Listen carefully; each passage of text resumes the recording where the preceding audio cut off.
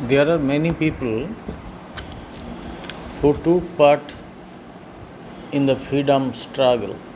We do not know the names of all.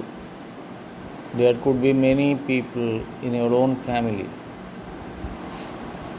Again, we know the names of quite a few of them. Names, both known and unknown, are to be respected because they fought for the emancipation of their motherland and they gifted us a free country to live in. So we must respect them. If India were not independent till now, we also had to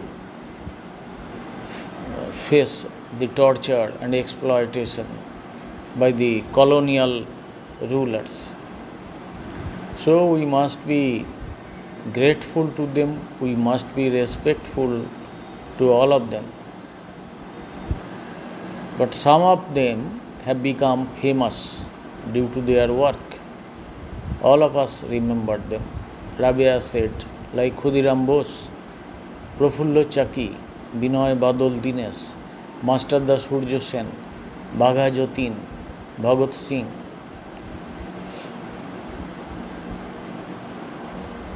Yes, the two friends went to fight for the country at a very young age, Khudiram Bose and Prafullo Chaki. There was a student named Sushil Sen who was caned for protesting against the British. A song was written with this situation, Bet mere ki maa bhulabi, আমরা কি মার সেই ছেলে, সেই সময় একটা গান লেখা হয়েছিল যখন ক্ষুদিরাম প্রফুল্ল চাকিদের সমর্থনে সুশীল সেন বলে একটি ছেলে, তোমাদের বয়সী বা তোমার চেয়ে একটু বড় একটি ছেলে, স্লোগান দিয়েছিল। তখন তাকে মারধর করা হয়েছিল, বেত দিয়ে পেটানো হয়েছিল। তাই লেখক গান লিখেছিলেন, বেত মেরে তুই মা ভোলাবি, আমরা কি মার সেই ছেলে, will you make us forget by canning oh mother, are you those kinds of mother Son.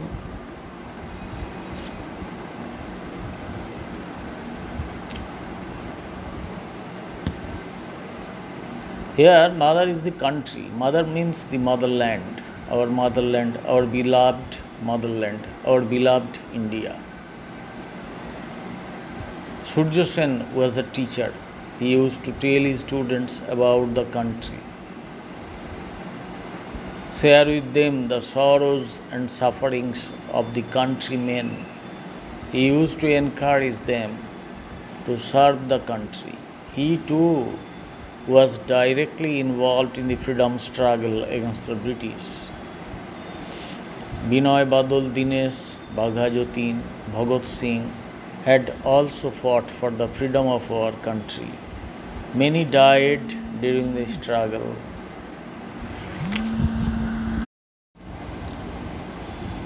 Binoy Badol Dines, Bagha Jotin, Bhagat Singh had also fought for the freedom of our country. Many died during the struggle. Many were hanged, killed. Seeing them, many more came forward to join the struggle. All these struggles came together for the independence of our country. Today, you are seeing the independent India, behind which lies the contribution of all these people. Ruby said, the women also fought in the freedom struggle. Matangini Hajra, Pritilota Wadedar, Kalpana Datto, and many more. Of course, the women had also come forward in protesting against the British oppression and the struggle for independence. Many women like Pritilata Waddedar and Kalpana Datta fought with weapons in their hands. Matangini Hajra brought together many people and fought as a group. এবার বাংলা মিডিয়ামে যারা পড়ছো ওই জন্য একটু বলেন যে আমাদের দেশের যে স্বাধীনতা সংগ্রাম বহু মানুষ তাতে যোগদান করেছিলেন।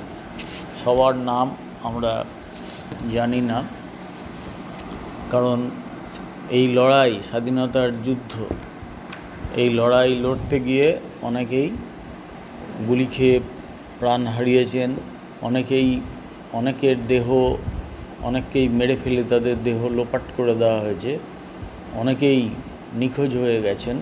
সুতরাং সব নাম আমরা জানি না, কিন্তু আরও বহু মানুষ যাদের কথা বলছি, আজকে বলবো, এরপরেও বলবো, আগে বলেছি, আরও বহু মানুষ আমাদের দেশের স্বাধীনতা সংগ্রামে যোগ দিয়েছিলেন। এমনকি হতে পারে তোমার পরিবারে, তোমার গ্রামে কোনো স্বাধীনতা সংগ্রামী আছেন বা ছিলেন, খোঁজ নিয়ে দেখো। আমরা কিছু আমাদের জানা আছে নাম, কিছু অজানা নাম আছে। তো সমস্ত রকমের স্বাধীনতা সংগ্রামী, সমস্ত প্রকার স্বাধীনতা সংগ্রামীকে আমরা সম্মান জানাই, কারণ তারা আমাদের জন্য একটা স্বাধীন দেশ উপহার দিয়ে গেছেন। যদি আমরা আজও পরাধীন থাকতাম, তাহলে ব্রিটিশরা আমরা পরাধীন থাকাকালীন যেমন অত্যাচার করত, আজও আমাদের ওপর সেইভাবেই অত্যাচার করত।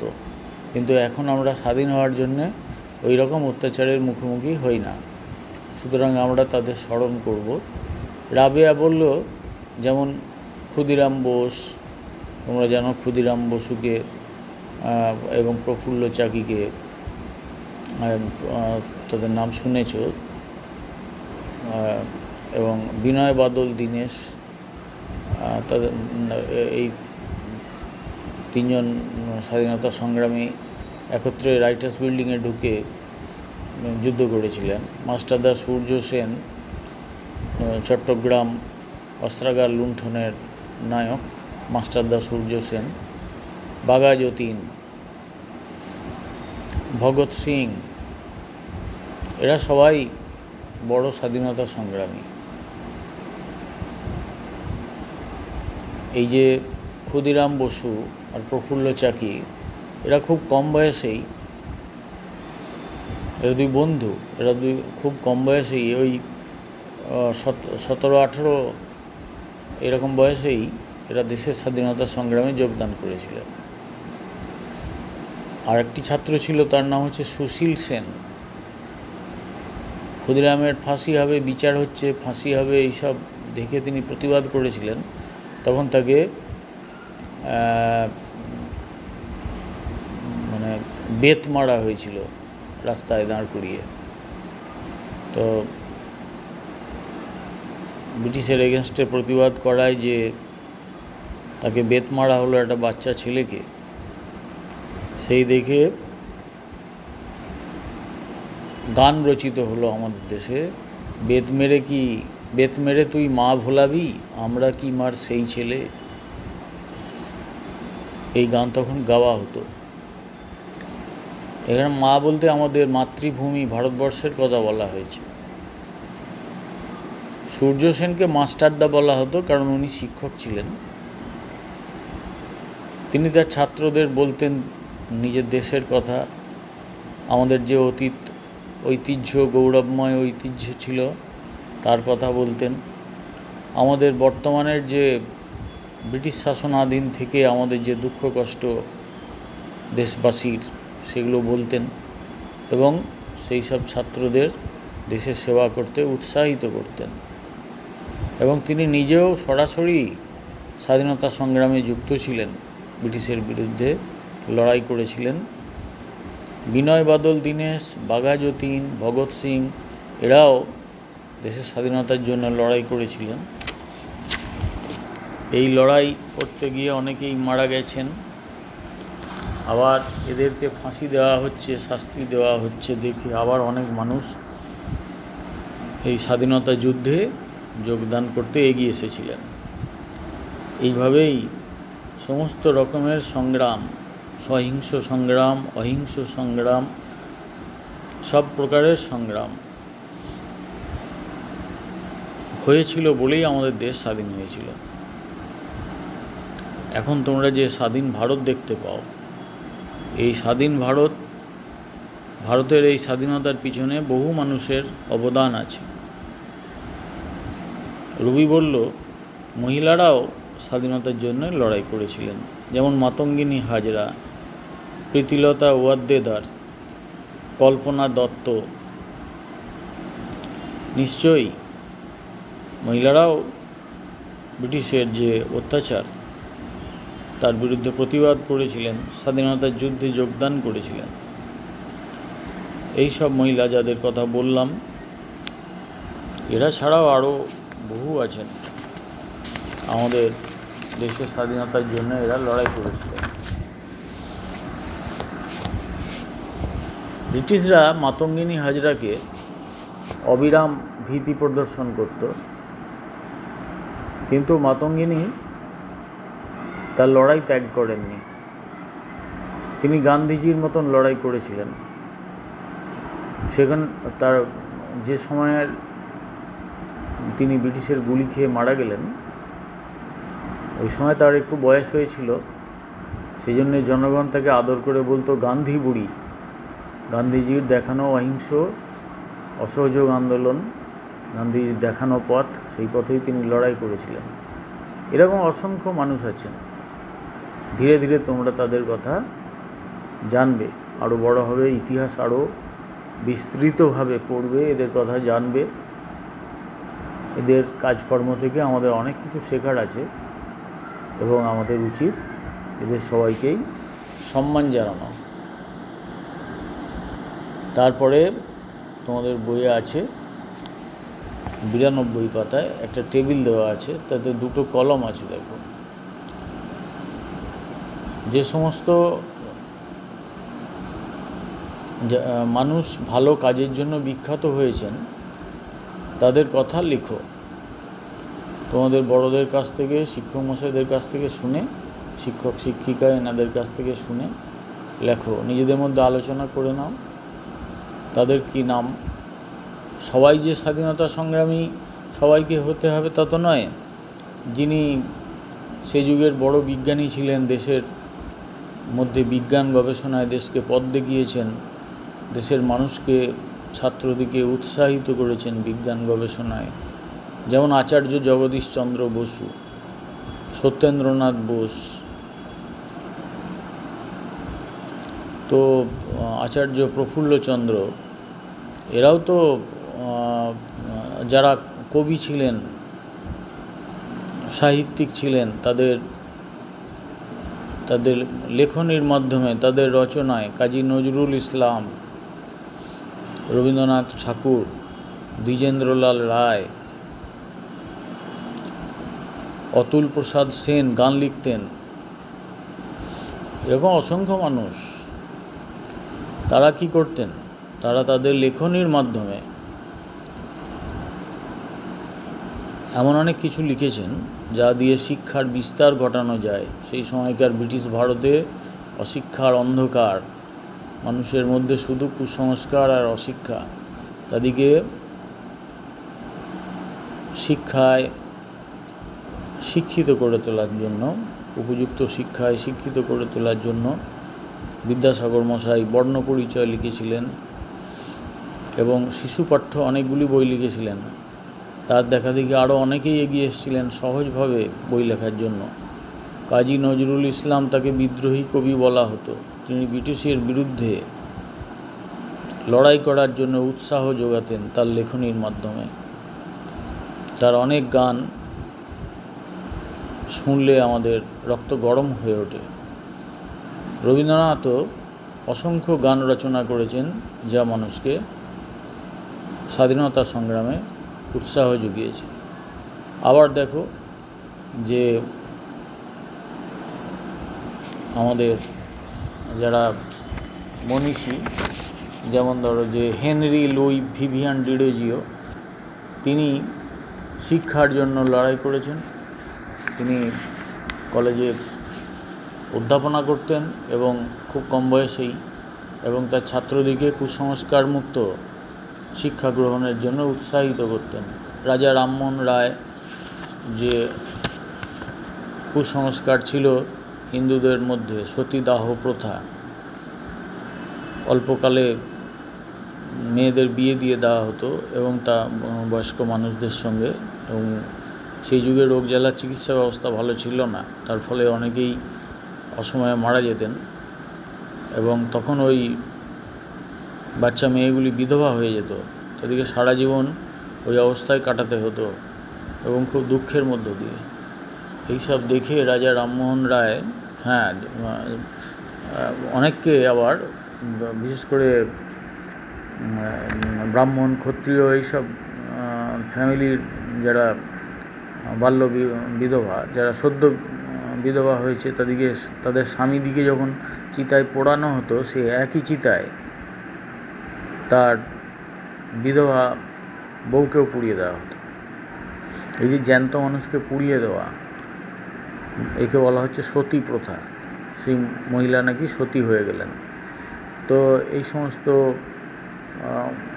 খুব নিন্দাজনক কুসংস্কার, অন্যায় আচরণ, এইসবের বিরুদ্ধে রাজা রামমোহন রায় লড়াই করে সতীদাহ প্রথা নিবারণ করলেন।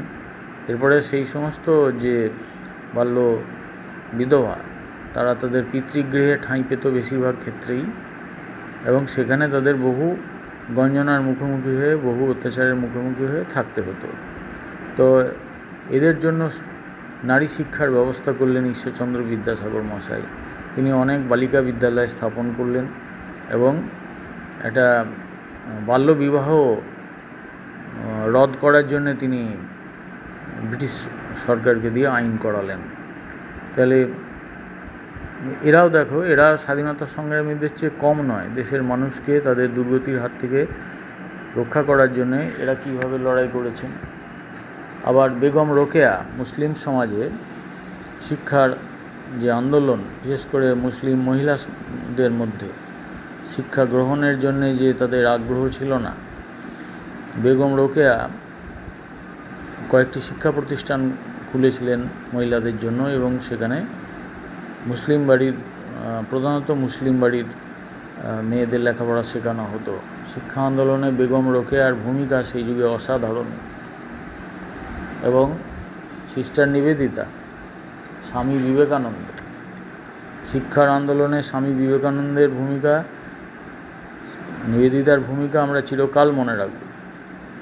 এবং স্বামী বিবেকানন্দ ভারতবর্ষকে তার আত্মশক্তিতে জেগে উঠতে উদ্বুদ্ধ করেছিলেন। বিদেশে গিয়ে তিনি শিকাগো মহাধর্ম সম্মেলনে বিভিন্ন ধর্মের মধ্যে ভেদাভেদ অস্বীকার করেছিলেন এবং ঘোষণা করেছিলেন যে সমস্ত ধর্মেরই মূল লক্ষ্য ঈশ্বরকে পাওয়া, সুতরাং সমস্ত ধর্মই এক। বিভিন্ন নদী বিভিন্ন পথে প্রবাহিত হয়ে যেমন সমুদ্রেই মেশে শেষ পর্যন্ত, তেমনি সব ধর্মেরই উদ্দেশ্য এক, সুতরাং সব ধর্মই সমান। এই যে সমস্ত ধর্মকে মান্য করলেন এবং বিশ্ববাসীকে মান্য করাতে শেখালেন, এর জন্যে তিনি খুব বিখ্যাত হয়ে উঠলেন। এবং তারপরে তিনি দেশে যখন ফিরে এলেন, তখন দেশবাসীকে উদ্বুদ্ধ করলেন যে তাদের নিজস্ব অনেক কিছুই আছে পৃথিবীকে দেওয়ার জন্য, তারা নিঃস্ব নয়। অতএব তাদের উচিত জেগে ওঠা, যাতে করে সমস্ত রকমের অত্যাচার নিপীড়ন থেকে দেশ মুক্তি পায়। এবার sister Nivedita, Margaret Elizabeth Nobel, যিনি আয়ারল্যান্ড থেকে এসেছিলেন, তিনিও স্বামীজির শিষ্যত্ব গ্রহণ করে দেশে নারী শিক্ষার বিস্তারে অনেকগুলি স্কুল খুলেছিলেন, নিজেও পড়াতেন এবং স্বাধীনতা সংগ্রামীও ছিলেন। কংগ্রেসের, ভারতের জাতীয় কংগ্রেসের তিনি একটা অধিবেশনে সভাপতিত্ব করেছিলেন। তিনি যারা সহিংস আন্দোলনে বিশ্বাস করতেন, তাদের প্রতিও সহানুভূতিশীল ছিলেন এবং ব্রিটিশের অত্যাচারের বিরোধী ছিলেন। যে আচার্য প্রফুল্লচন্দ্র রায়, জগদীশচন্দ্র বোস প্রমুখ যারা বিশিষ্ট শিক্ষাবিদ এবং বিজ্ঞানী, তারা বাংলা ভাষায় বিজ্ঞান শেখানোর জন্য বই লিখেছেন, শিক্ষা বিস্তারেও সাহায্য করেছেন এবং বিজ্ঞান গবেষণা করেছেন। বাঙালিকে এবং ভারতবাসীকে বিজ্ঞান গবেষণায় উদ্বুদ্ধ করেছেন। তাদের গবেষণাপত্রগুলি বিদেশে প্রকাশ করে বিদেশিদের কাছে প্রমাণ করেছেন যে ভারতীয়রা কোনো অংশে কম নয়। ডক্টর সর্বপল্লী রাধাকৃষ্ণন, ইনিও একজন বিখ্যাত দার্শনিক, যিনি তার দর্শন ভাবনায় সারা বিশ্বের দৃষ্টি আকর্ষণ করেছিলেন এবং অনেক বড় বড় বিখ্যাত বিশ্বের বিভিন্ন বড় বড় শিক্ষা প্রতিষ্ঠানে তিনি শিক্ষকতা করেছেন। রাশিয়ায় রাষ্ট্রদূতেরও কাজ করেছেন এবং পরবর্তীকালে দেশ স্বাধীন হওয়ার পরে আমাদের দ্বিতীয় রাষ্ট্রপতি, প্রথমে উপরাষ্ট্রপতি হয়েছিলেন, পরে রাষ্ট্রপতি হয়েছিলেন। তার সম্মানে তিনি বড় শিক্ষক ছিলেন বলে তার সম্মানে তার জন্মদিনটিকে আমরা শিক্ষক দিবস হিসেবে আজও পালন করি। যাই হোক, এই সমস্ত মানুষ কেউ স্বাধীনতার জন্য সংগ্রাম করেছেন, কেউ দেশের কৃষ্টি সংস্কৃতিকে, বিজ্ঞানকে উন্নত করার জন্যে কাজ করে গেছেন ব্রিটিশ আমলে, কেউ বা যারা অত্যাচারিত নিপীড়িত তাদের পক্ষে লেখনী ধরে তাদের রচনার মাধ্যমে মানুষকে উদ্বুদ্ধ করেছেন স্বাধীনতা সংগ্রামে যোগ দিতে।